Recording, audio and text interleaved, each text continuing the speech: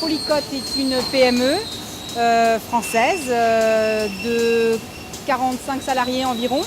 On fait 12 millions d'euros de chiffre d'affaires. On est basé à Gournay-en-Bray. On a deux métiers principaux. On fait de l'impression d'emballage, principalement de l'emballage ramette, et du contre-collage de matériaux destinés à l'isolation dans le bâtiment. Dans l'activité principale, en fait, on manipule des bobines en entrée jusqu'à la sortie. Donc on a des charges quand même assez importantes. Donc jusque-là, on utilisait des broches en acier bien lourdes.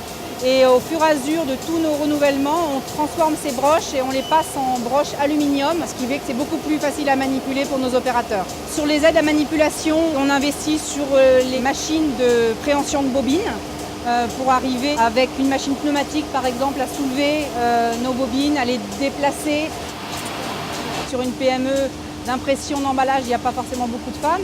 Donc moi quand je suis arrivée ici, je me suis un petit peu battue vis-à-vis des idées reçues dans l'atelier pour expliquer qu'il y avait des métiers qui pouvaient tout à fait être tenus par des femmes. Avant c'était très lourd, mais c'est vrai que depuis qu'ils ont fait d'amélioration, c'est moins physique quand même. Le dalmec, on voit que ça nous aide à mettre sur les bobines, tout ça. C'est vrai que c'est plus facile pour nous d'avoir quelque chose pour manipuler, quoi.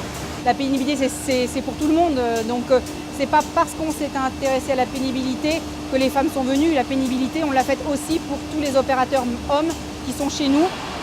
Lors de l'extension de l'activité, on a installé une nouvelle ligne d'impression.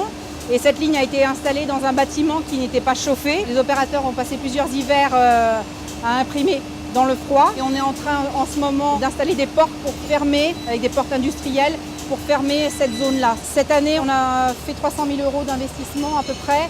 Je dirais il y en a un tiers qui concerne directement l'amélioration des conditions de travail. Quand on réfléchit bien au projet d'investissement, on arrive bien souvent à associer productivité, baisse de la pénibilité et tout le monde y trouve son compte au final.